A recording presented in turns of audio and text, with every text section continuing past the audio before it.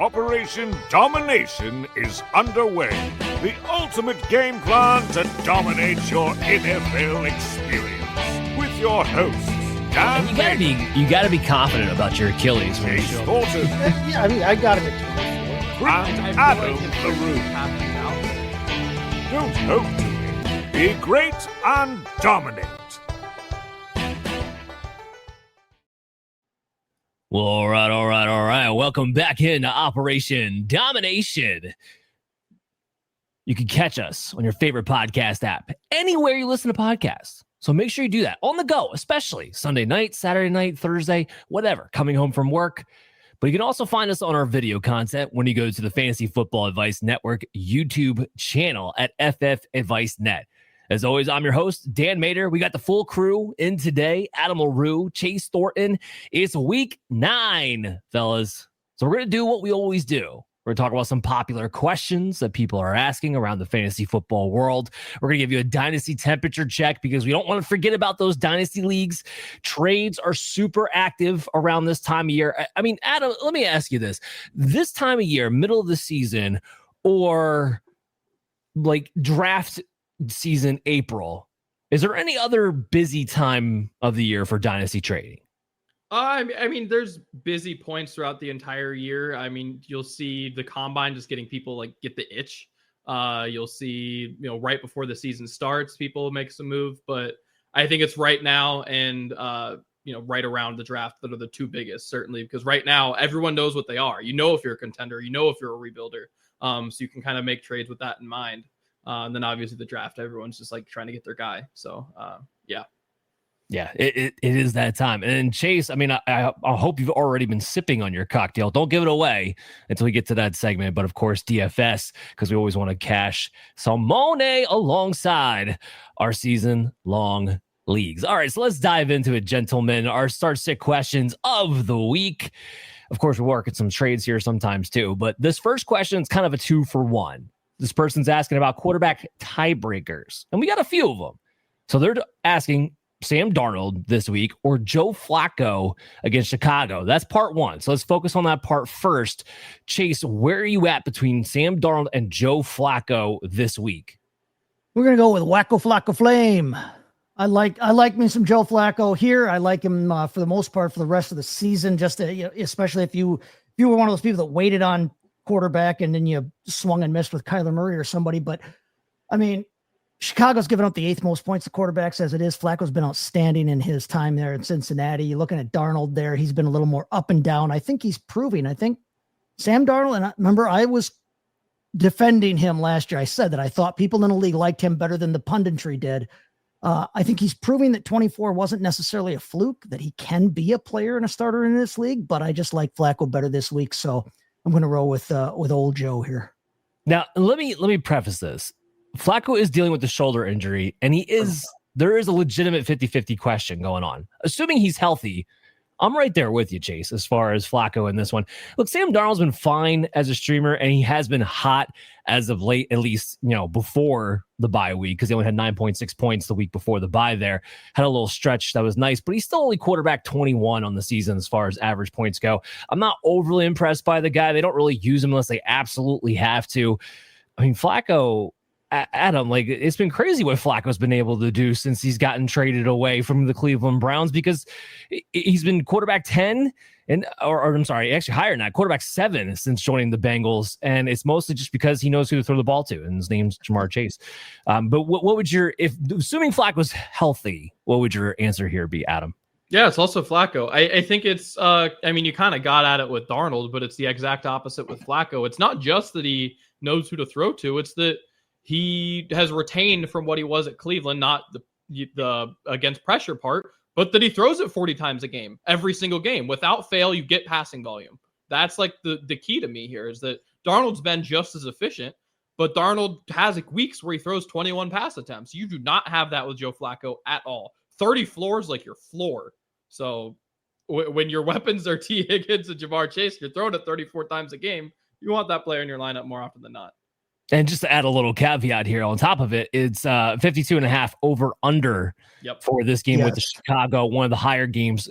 Absolutely could be a shootout. Both of these defenses against the pass in particular are teams that be taken advantage of. So it all kind of lines up nicely. Again, assuming he's good to go. If Jake Browning goes out there, it's Sam Darnold, because we've already seen the Jake Browning fiasco so far this season. Now, the part two of this question, because again, we're talking about quarterback tiebreakers here.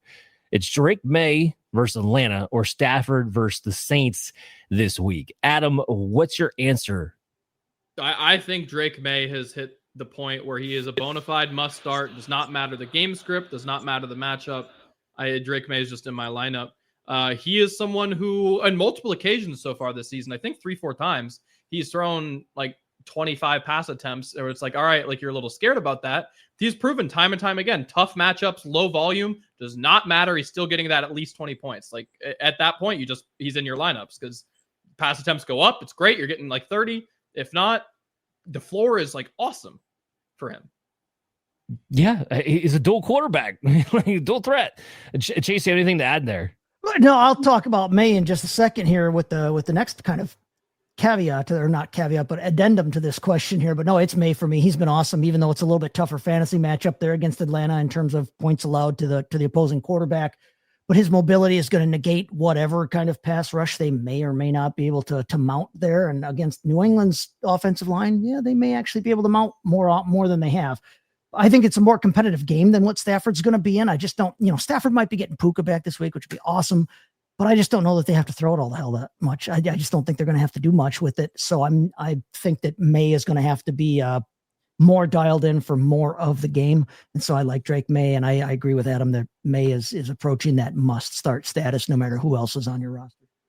Yeah, no, I agree. It's May. I don't want us to forget about Stafford. He's been the quarterback 10 average points per game. He's going up against a great matchup against the Saints. He is getting Puka. I think they've pretty much confirmed that he is getting Puka back this week. Chase, though, you laid it out perfectly. They're a 14-point favorite. If this game goes as expected, they may be calling off the Dogs the second half kickoff is kicked. So that's a little bit of the limited ceiling you have to think about. But Stafford still very much inside my top 12 heading into this matchup. Just wanted to say that because my answer ultimately is May as we dive into our next question, as the guys alluded to. So somebody wanted to ask, is Drake May a locked-in top 5 rest of season? And just to give some context to this question, a lot of people are asking this right now. Because in your drafts, in single quarterback leagues even, you probably drafted Drake May as your backup quarterback or as, later on. I've seen a lot of teams out there who have Lamar Jackson and Drake May or one of those other superstars like Jalen Hurts and Drake May. If you waited to take Dak Prescott, you took Dak Prescott and Drake May. So they're sitting there trying to ask themselves the question, is Drake May bona fide elite the rest of the season? Because, people are coming up on their trade deadlines, want to figure out, can I move a quarterback if you have to in particular in some kind of trade package? I'm not really a big fan in trading quarterbacks in redraft leagues and single quarterback leagues, especially, but sometimes you can get that deal done if someone slept on it and your waiver wire's all scooped up, So this is why I think this is more of an important question, but also let's take the time to see, is Drake May a top 5 guy? So what do you think, Chase? Yeah, I think he is. In fact, you talk about trading for him and that. I'm actually literally trying to swing a trade right now with my bestest friend on the planet in my home league because he has Patrick Mahomes and Drake May. Yeah. And I was like, oh, let's get this right. I have running backs. You need them. I don't know if I want to give up Bijan for him, but the thing about May that makes it a lock in for me, he's third in rush attempts among quarterbacks. But when you look at the top 10 we always want a mobile quarterback, right? The top 10 quarterbacks this year in rush attempts, May is by far leading them in passer rating, in the best completion percentage. In fact, he leads the league in completion percentage, for people who've thrown as much as he has there. He's 5th in the league in passing yardage. He's 15 touchdowns to only 3 interceptions. And the thing I like about him is he's not keyed in on any one receiver. So you can't necessarily take away his top weapon and his bread and butter, and he can still hurt you. Drake May has blossomed into exactly what New England needed at exactly the right time. We know that they never really have that alpha dog anyway. I mean, not since Randy Moss left town, but I really, really like Drake May and what he can offer just from a floor standpoint, but then also because he's a mobile guy, that ceiling is always sky ass high. I love me some Drake May. He is a top 5 quarterback rest of the season for me. Adam, you agree or disagree? Fully agree. He's QB2 right now, and his schedule gets better. Yeah. We got the hard games out of the way already. We've got Atlanta coming up. We've got Buffalo here in like a month. And then after that, he's still got 2 Jets games left. He still has the Baltimore defense. Like, he still has another Miami game. Yeah. Like, guys, his schedule gets better than it's been. Like, It is insane. Just to kind of cap off what you guys are talking about, he's top 5 in passing yards. He's top 4 in rushing yards. When you are that elite in both of those categories as a dual threat quarterback, you are therefore matchup proof. And to go to Adam's point, it gets even easier from here. And he doesn't have, Chase, to your point, yes, he doesn't have an alpha dog. So yes, you can't key on somebody, but I think more importantly than that, he doesn't have a superstar that's helping elevate him. He is elevating everybody else around him, and then also adding on to it with what he can do with his legs, showing how legitimate he is. People talked about, could Drake May be the next Josh Allen? We're seeing it. We're literally seeing it right now this season. Maybe he's never going to be Josh Allen as far as rushing touchdowns are concerned. You never know. He could be, but he's already ahead of him in terms of their accuracy at this point in their career, his passing ability and accuracy. To Josh's credit, I've said this all along about him, is he got better every year. Don't tell Chris Collinsworth that, because all he'll do is explain to you how he went from Wyoming and is improved. You can't really tell Chris Collinsworth a whole hell of a lot of anything, to be honest. I don't want to see the Bills on another Sunday night game, because I don't want to listen to Chris Collinsworth talk about Josh Allen ever again. Here's a guy. All right, moving on here. So we got Christian Watson, Romeo, Dobbs. Who do you start / hold? So I thought that was an interesting question, because a lot of people are trying to figure this out. Like, who do you start this week? Or even if it's a different answer, who are you holding for the rest of the season? I mean, Chase, this is your Packer team, so why don't you go ahead and take the lead? I have said all along, I have always been on the Romeo Dobbs as the number 1 receiver on this team. The number 1 receiver, in as much as there is one here, okay? But honestly, I think that Christian Watson is the better use of the roster spot for you. And let me lay this out why here. Dobbs has the better floor, I think, because he is the only thing close to, outside of Tucker Kraft, he's the only thing close in this receiving core to a consistent target earner on what we have all kind of come to understand as a super spreader offense, right? But Watson is the more dynamic special player, and I've always said that as well. Dobbs is the more consistent. I think he has the trust. I think he's the stick mover. Watson is the only one on that team that can do some of the things he can do physically. He's the only one. You can't teach 6'7". You can't teach 4'3". He has that. So he has that bigger pop ability. So even though Dobbs has the safer floor, maybe you're realistically not starting Romeo Dobbs on your team. You're just not. Who are you? If you're down to starting one of these 2 guys on your team, you might as well go for the pop ability in Watson that we know can happen. The 2-3 touchdown, the 80-yard catch type ability over the guy who, okay, yeah, he might get 6, 7, 8 targets a game and catch 5 of them every week. But if I'm down to this part of the dregs of my roster, I want that roster spot to have some pop. I want it to be a big shot. And I think Watson's a bigger shot. So I think Watson is actually the better use of a roster spot here for the rest of the season. Adam, where do you fall down on this? I said Dobbs for my answer, but I think it depends. And I agree with a lot of what Chase said. I think it really is just down to your format. Because where I disagree is that I don't think that it's a bad thing that you're down to the dregs of your roster. Dobbs is wide receiver 28. It's not like this is like something crazy. He's a high-end wide receiver 3. He's very much so a flex conversation guy. So if it depends, what's your need? If you need a guy who you can thoughtlessly leave in your flex, that's Dobbs. Like, want a guy that's in your flex every week, especially if you're in a bigger league where you have 3 flexes or something.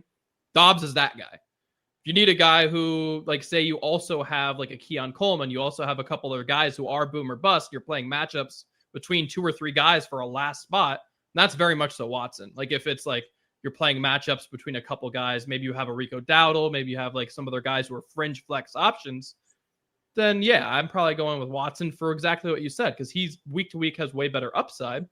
You know, you have see a green light matchup, then yeah, I'm going to go play Watson. And then if I can just put that player on the bench, then Watson's the better use of a roster spot. But if I need someone who is actively getting points every week, then it's a lot like the Bills where, Keon Coleman, boomer bust type of guy, Khalil Shakir, going to get you around 10 every week. But the problem is you're not getting much more than 10, 15 at any given week. So I think it just comes down to roster construction and what your needs are. But I think rest of season total points, I think it'll end up being Dobbs. As far as I want to push back just a little bit, as far as Dobbs being wide receiver 28, yes, he is overall, but outside of that 3 touchdown game against Dallas, he doesn't have a single game all year where he's been over 10 something points. So, I mean, he hasn't really been consistently scoring you anything that you want to use, but he does have a floor, and he is, like you said, if you need a guy for 10 points, he's probably the safer bet week in, week out. But outside of that Dallas game, he hasn't done a whole heck of a lot of scoring. I find it really fascinating how much we've had this conversation over the last few years. This is a conversation that continuously comes up. Christian Watson or Romeo Dobbs.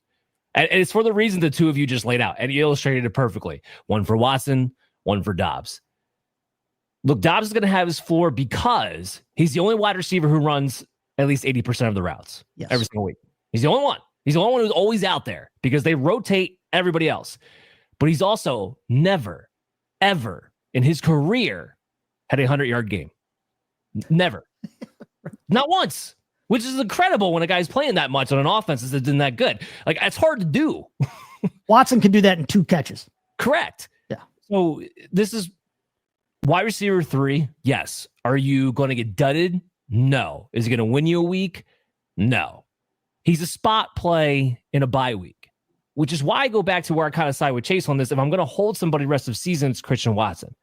Because I do believe, especially with the Tavian Wicks now, I think officially taking a backside to all this. And yes, this wide receiver. Finally. Yeah. This wide receiver is going to get more crowded when Jaden Reed comes back in a couple of weeks. I understand that. But with Watson, at least you know which matchups, which defenses give up big plays more routinely. And you plug and play them in those situations. Which games are going to be shootout performances, most likely, because they're playing another good offense. And you can play them in those situations. And you just take advantage of the opportunity of having those big games, especially as we get down into crunch time. We're 5 weeks, 6 weeks away from playoffs at this point. You're going to be playing better teams in your fantasy football leagues. You need guys who can actually win you weeks unexpectedly in certain positions. So I'm holding Watson. But again, what's crazy about this conversation is that Romeo Dobbs, my wide receiver 34 for this week. Watson's my wide receiver 41. And I don't know how many weeks I'm necessarily going to have Watson ranked ahead of Romeo Dobbs. Yes. And there we find ourselves in the conundrum of us. Dobbs is completely worth the roster spot. Completely worth a roster spot. And I've said that all along. I've been consistent in that. It's just, when you get to this time of year, you need big guns, and Watson's a bigger gun. They don't fire it as often, but it's a bigger gun. Sure. Well, what I will say, which was really nice to see, is that Watson came in first game back off of ACL, ran 65% of the routes, made big plays right off the rip. If he can get that bumped up to 75% of the routes, then we're talking about a more consistent Christian Watson, most likely on this team. All right, so let's move off of that conversation. Let's get into the newcomers. Troy Franklin, Kayshon Boutte. That's right. I want the emphasis on the Boutte. We're going to say that one. This person's asking, you're taking a dart throw. You need a week 9 plug-in. Which direction are you going to go, Adam? I'm with Kayshon Boutte, as you there eloquently laid out. Look, a higher over-under game. I think we're in the 30s for the Houston-Denver game, so that's part of it. And we've just seen – I need to see – I've been a Bo Nix hater the whole time. Hand up. My bad, potentially. But I need to see so far this season, he's had great games against bad defenses and bad games against good defenses. Here's a good Houston defense. I need to see it. Maybe he does great. He's had stacked 2 very, very strong games back to back. No, not going to remove the credit. You don't get the pick who you're playing.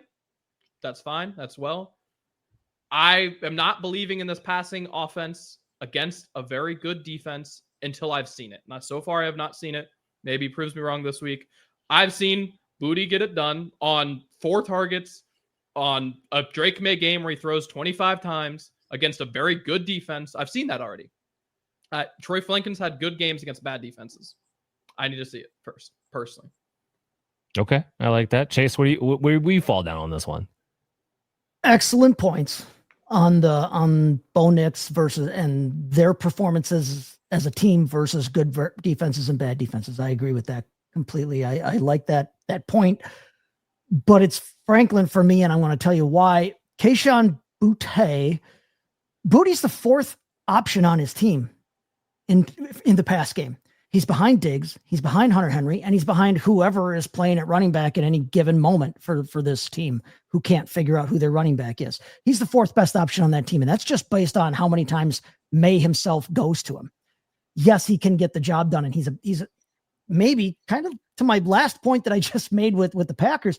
Boutte might be the bigger shot. He might be, but Franklin is the second option on that team, just a year long by the numbers. But in the last month, he's crept up into arguably the top spot versus Cortland Sutton in terms of their target share, in terms of where and when Bo Nix is going to him. We know they played with each other in college. We know that the trust is there, but the red zone looks are there too. They are going to Troy Franklin in the red zone more than they are going to any of their other receivers. The last 3-4 weeks have only exacerbated that. I think Franklin is ascendant in what he can and will give us. I think we're seeing what he is and what he's going to be, which is fine and great and worth a roster spot. But I'm going to go with Troy Franklin in this argument. Yeah, so for my answer, I kind of answer this more along the lines of a rest of season question. To answer the actual question as far as a week 9 plug-in for just this week, my real answer would be, I hope you could find another option, because I don't really love the match either one of these guys heading into this week. If I have to choose one, it is Troy Franklin slightly. I have him at 33, while I have Kayshon Boutte at wide receiver 38. So separated by 5 spots. You guys laid out what the two narratives are, right? Franklin maybe starting to emerge as a consistent target share player. Kayshon Boutte, he needs to get that big play. Because here's what's crazy. Boutte's playing enough. He's playing like 74 to 87% of the routes in any given week. That's where he's been. But the Patriots are rotating their wide receivers. They're rotating who gets the ball, and it's really dependent week to week, matchup to matchup. Against the Atlanta Falcons, this does not line up well for Kayshon Boutte. This lines up well for a Stephon Diggs type game, a Pop Douglas type game, a Hunter Henry type game. The middle of the field is where you're going to attack more against Atlanta, not so much on the perimeter. Now, Houston is not any easier. Having said that, you kind of mentioned it there, Chase. Troy Franklin, while he's not as of this moment, could be the number one wide receiver of this team as we go through the second half stretch. Cortland Sutton's been off on a cold streak. Franklin's been coming on strong as of late. Like last 2 weeks, 23% target share, 30% target share. Finishes wide receiver 23, finished the wide receiver 1 overall this past week.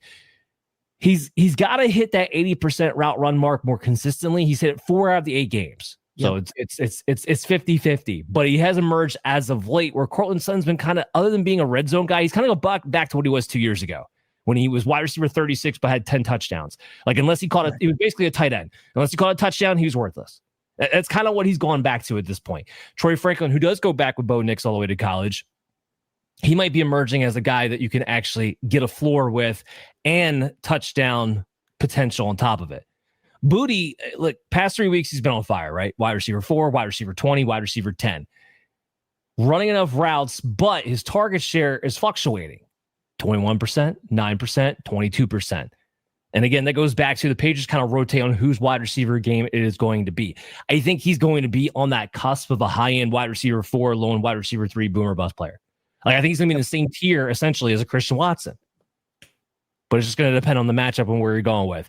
For me, it's Troy Franklin this week. I'm holding Troy Franklin because unlike Boutte, I don't think there's any point where he actually overtakes as the guy. Franklin might. There's a possibility that Franklin might overtake as the guy in Denver. That's where I fall on that one. Let's get to if I may, just real quick, I would also take Troy Franklin rest of season. Okay. So long-term Franklin, for sure. Yep. All right. So we're on the same page there. All right. Last question so we can get over to Adam's segment. Defensive streamer. I always get one defensive question in here somehow, some way. So Patriots, Rams, Jaguars, Chargers. Who's the better week 9 pivot, Chase? I love the LA Chargers versus the Tennessee Titans. Titans have given up the most points to opposing DSTs, but we're going to go across the stadium, I guess, to the other locker room. It's the Rams this week. They're facing a rookie quarterback in his first career start. New Orleans already gives up the 4th most points to DSTs anyway.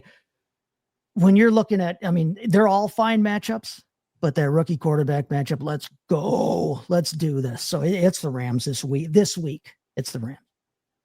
Okay. Adam? Yep, fully agreed. Same point you laid out there. But I'll say, and I know you're going to say the same thing, Dan, like for the most part, if these defenses are on your waiver wire, like if it's 2 out of 3 or 3 out of like whatever, like all these are good options. Point being, like, yeah. No, I laid out in the outline there. 3 of these 4 in my top 7 for just this week. The Patriots been the number 1 defense in fantasy football so far this season. Like, it's absolutely crazy. And the Jaguars, were the one team not in my top 7, are a solid streaming option this particular week as well against the Raiders, who've been awful. So, yeah, all these guys are good. I'm going with the Rams myself. More upside, 14-point swing. Without Eric McCoy there for center, that Saints offensive line, especially in the interior, is Swiss friggin' cheese, man. And it is brutal going up against this type of a Rams pass rush. So that's where I fall on that. But with that, let's get into our Dynasty temperature check. Hot air. So hot in here.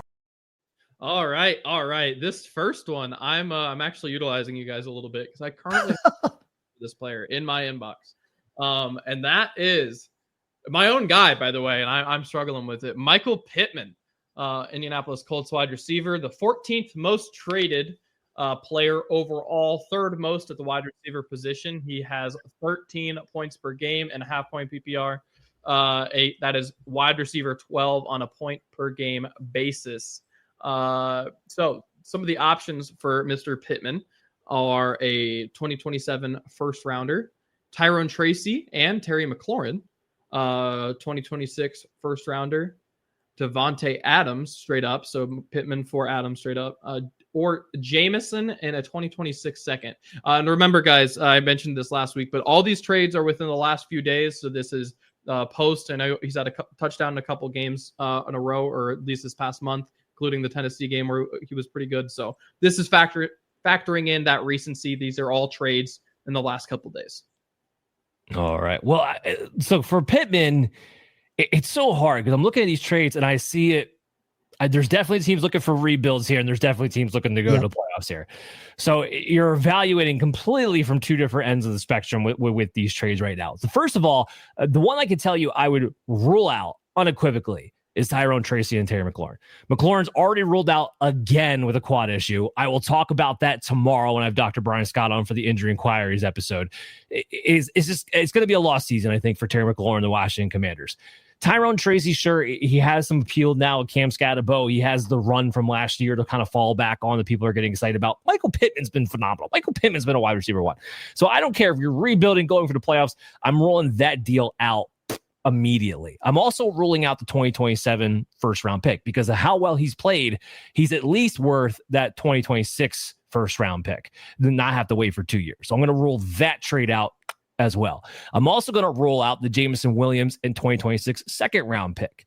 Reason being, Jameson Williams, I think, has proven that he is now officially Mike Williams in my book, and that you will always be a boomer bust wide receiver 4, no matter what they tell us, no matter how good you look, no matter how good you could be. It does not matter. You will always be a boomer bust low end wide receiver 3, wide receiver 4, as long as Amon-Ra St. Brown's and Laporta and that running game is the way it is. That's how it's going to be. So ruling that one out right away. So that boils it down basically to the 2026 first round pick and to Devontae Adams. And Adam, can you remind me, how old is Pittman now? He's not that old yet. 28.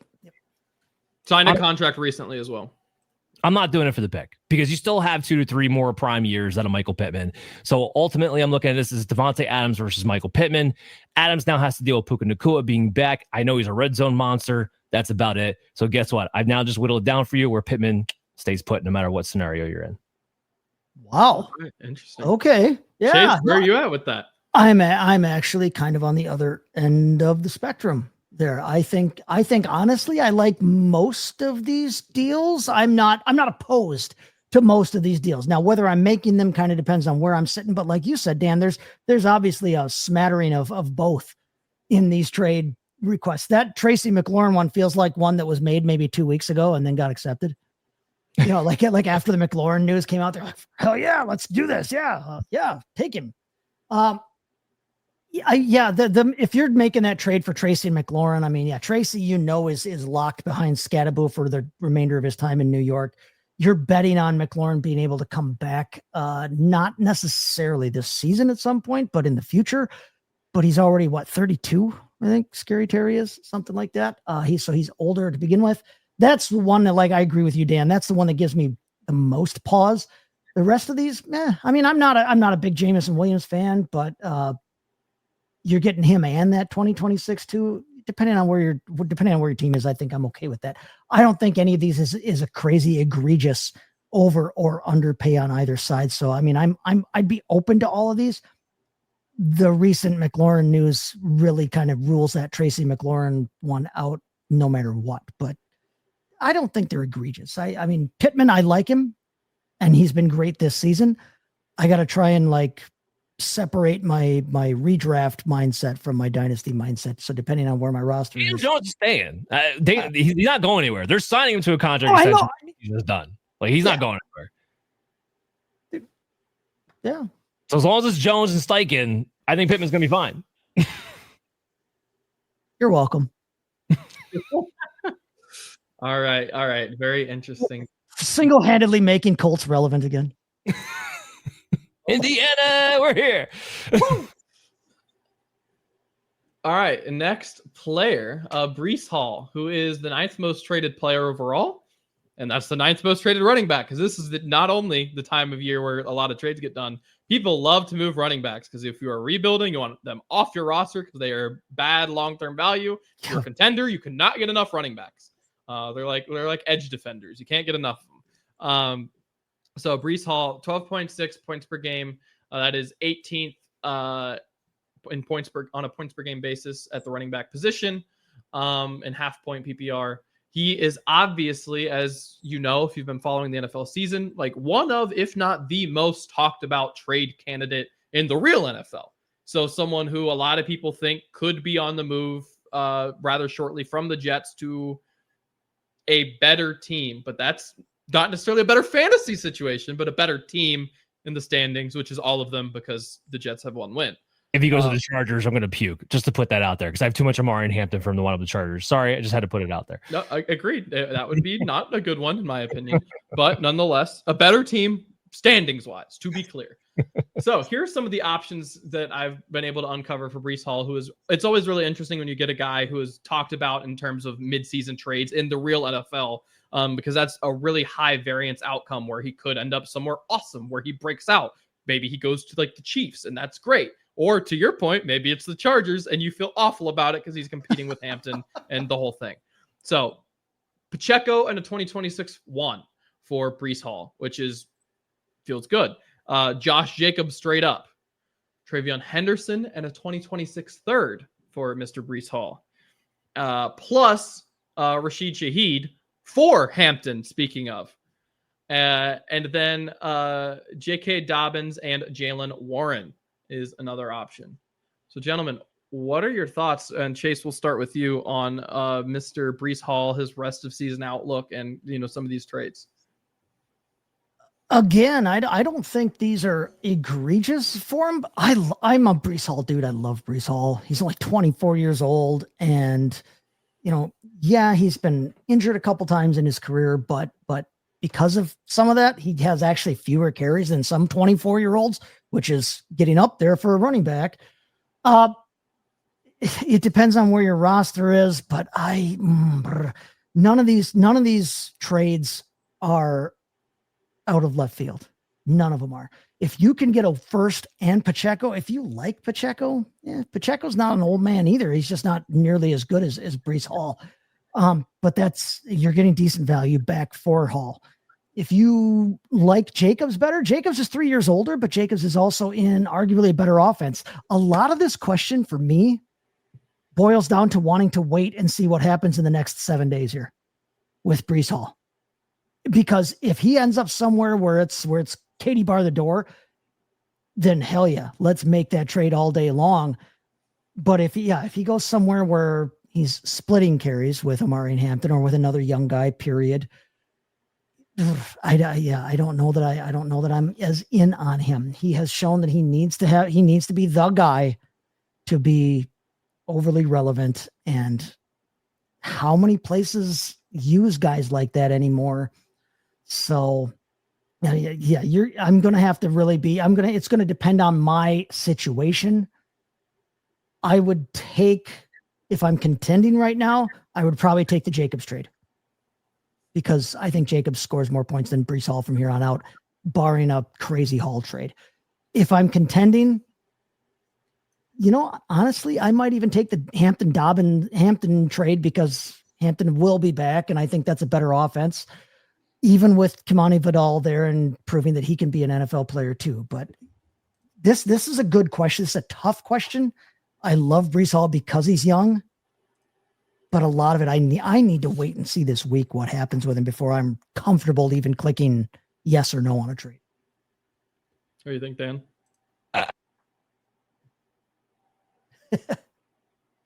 Yep. Froze him up. Right? No, that's exactly how I felt. Yeah, I don't. How do you feel about it, though? Looks like we got Dan back. So if we got Dan back, let's hear from Dan. But otherwise, Adam, I want to hear your thoughts too, because, like I said, I'm torn on this until I know what happens with Breece Hall. I am back. If you guys can hear me. Excellent. Yeah, Wi-Fi over here trying to. We'll hear your take then. Chase, I agree with the point about if Josh Jacobs, if you're competing now, trade him for Josh Jacobs. 100% fine. No problem with that. Otherwise, I'm not a big fan of these trades except for Rashid Shaheed and Hampton for them. That's the only other one I would do this for. You get a wide receiver who's getting a ton of targets right now, and you're adding Shaheed to for Hampton. I misunderstood that. Then. Either way, Shaheed's not a Shaheed for Hampton. You're not losing anything to get Hampton. I don't think you're losing anything to get Hampton there. No, I think long term wise, so that's a straight up haul for Hampton. I think Hampton is going to be back around week 13. They have a bye week 12. I think week 13 is when Hampton comes back. So you're going to come back right before your fantasy football playoffs. So if you have depth, it doesn't put you out of the conversation for competing this year if that's what you've been doing. But also Hampton's going to be on a better team. At least we know for sure he's going to be better on a better team and a rookie contract moving forward the next few years. Who knows? Breece Hall could wind up wherever in the offseason. That's pretty much a wild card. And he's still young enough where we still have maybe 3 to 4 prime years out of Breece Hall. And we know that he can be an RB1 if he falls into the right situation. I'm okay with that deal. I'm not necessarily looking to pull the trigger on that deal. And the one I'm definitely not doing is Dobbins and Warren. I'm not doing that. Dobbins is going to get hurt at some point. It happens. Which Warren was that? Was that Tyler Warren or was it Jalen Warren? Jalen. That'd be very different. Oh, yeah, if it's Jalen Warren, no, I'm out on that. I'm out on that one, and I'm not. It doesn't stir the cockles of my heart for the Henderson 26-3 either. I was going to say the Henderson one's tough. The Henderson one's tough. If I'm rebuilding, I would be interested if you made that 2026 third to 2026 second. And then you're kind of speaking my language there. But it's not, it's a third. So agreed. I'm just saying this is negotiations, right? So if you could bump it up another round, I think I would pull the trigger on that deal. Ramondre Stevenson's not going to be there next season.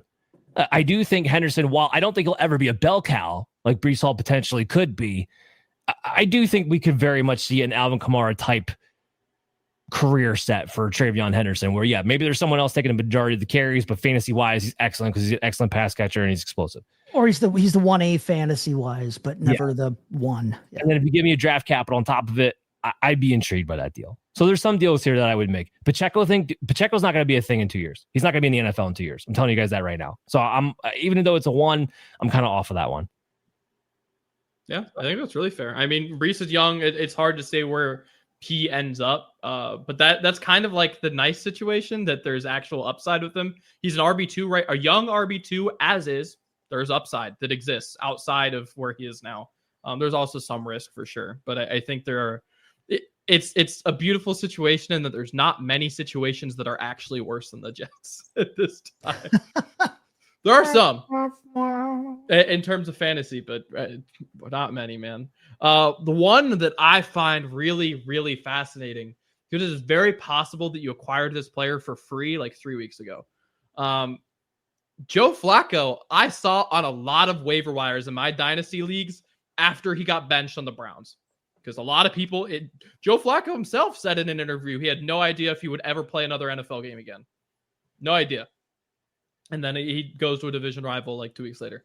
And he starts playing. We talked about it earlier. Dan mentioned QB 10 since he started for the Bengals. And Mike Tomlin was pissed. Yeah. Well, rightfully so far. Right.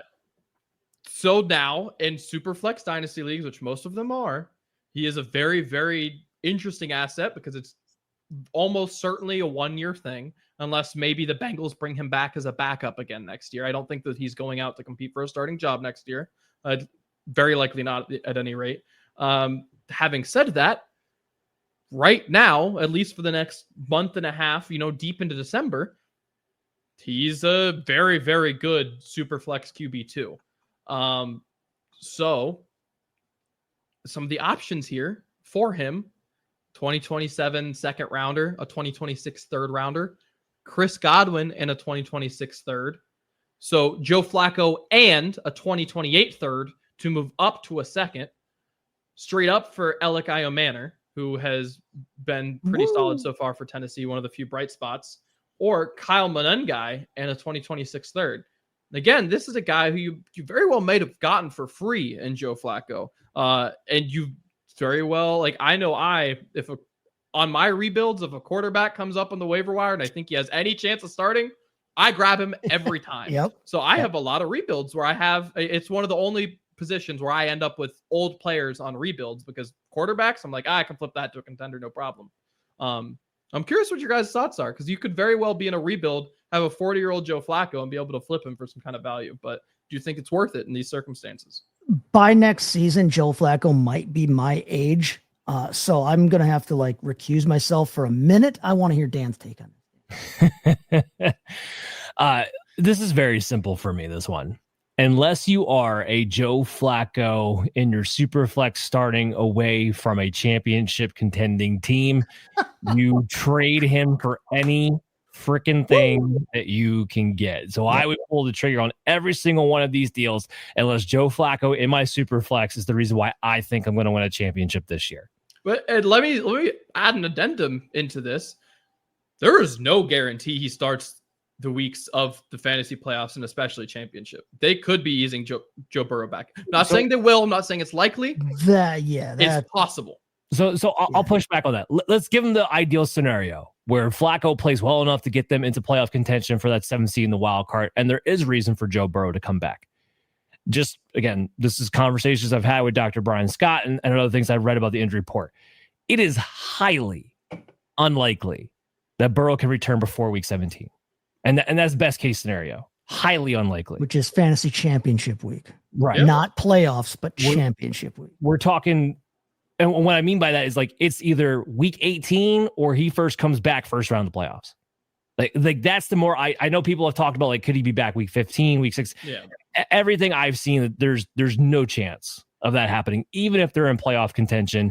We are talking week 18 or wild card round. So I do think Joe Flacco, barring injury, and again, he's banged up right now, barring injury, is the starting quarterback for this team the rest of the way for fantasy football purposes at the very least. No, I tend to agree with you, Dan. I jokingly, begged off of having to answer it, but I agree with you completely.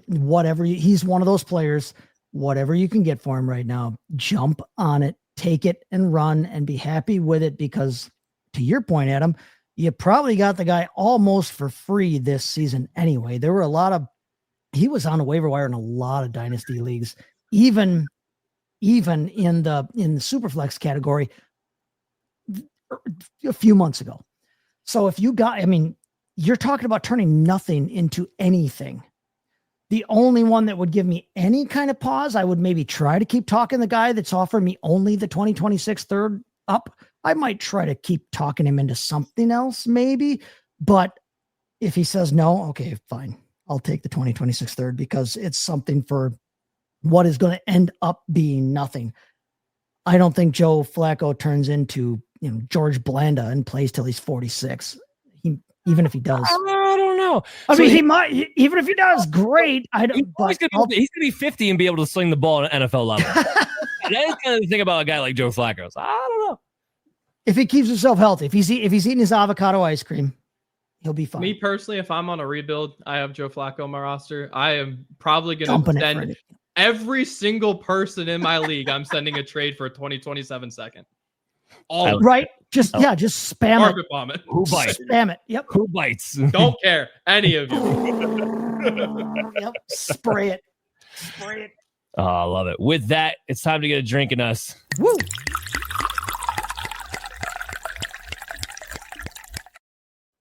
All right, let me put some ice in my mixing glass here.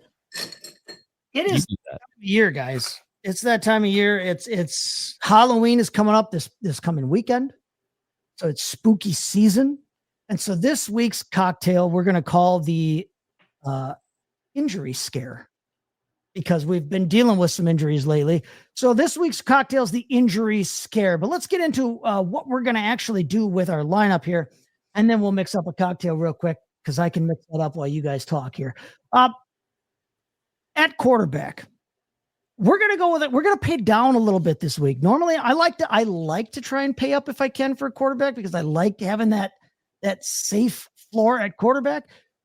But we're going to talk about a guy that I think has a safe floor, even though he's not overly expensive, and that's Jackson Dart in New York for $5,200. He's 20th in salary right now on DraftKings. In terms of their pricing, he's quarterback 11 on the week, ECR wise. San Francisco already, and I know I might be breaking your heart here, Dan, but San Francisco already they only give up the 21st most points to opposing quarterbacks. So they're not like a lockdown matchup for a quarterback. But when you look at what Jackson Dart has done, and I've been careful to caution people against this, if you're just looking at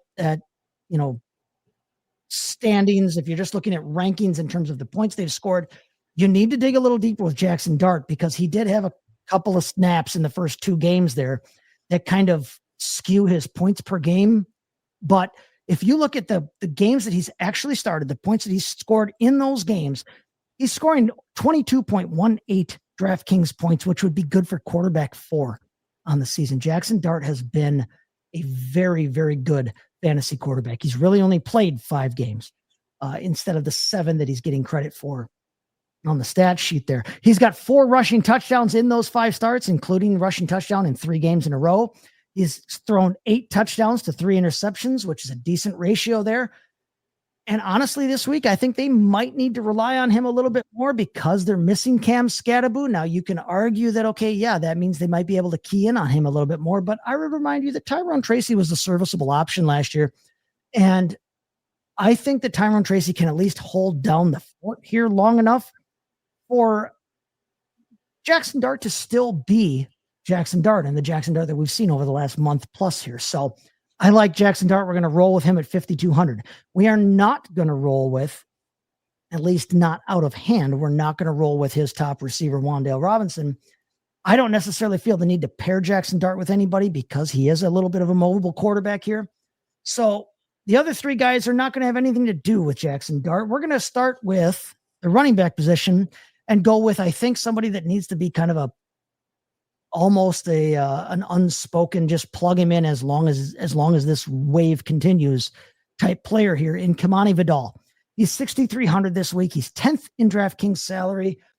He is the running back 12 ECR wise, but he's been very, very good since he took over that starting position there. He was the running back 7 in week 8. He was the running back 8 in DraftKings scoring for week 6.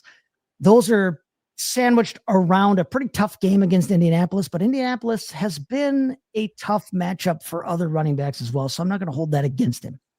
This week, he gets a real juicy matchup. He is on the road, but he's facing the Tennessee Titans, who give up the 2nd most points to opposing fantasy running backs. The Chargers are 9.5-point favorites as of the time that I looked at things today. Tennessee has also allowed the most rushing touchdowns. I really like Kimani Vidal this week. I'll take him for that price. So Kimani Vidal, 6,300. We're going to play him as well. Then a couple of guys that we are going to pay up for. We're saving money at quarterback, going with Jackson Dart. So we're going to pay up at receiver, and for maybe an unprecedented 3rd week in a row, we're going to play a tight end as well. Let's start with a wide receiver at Jackson Smith-Njigba at 8,100 for the Seattle Seahawks there. He's 4th in DraftKings salary. He's expensive this week, but he's ranked as wide receiver 3 in the ECR this week. He is the wide receiver 2 overall on the year.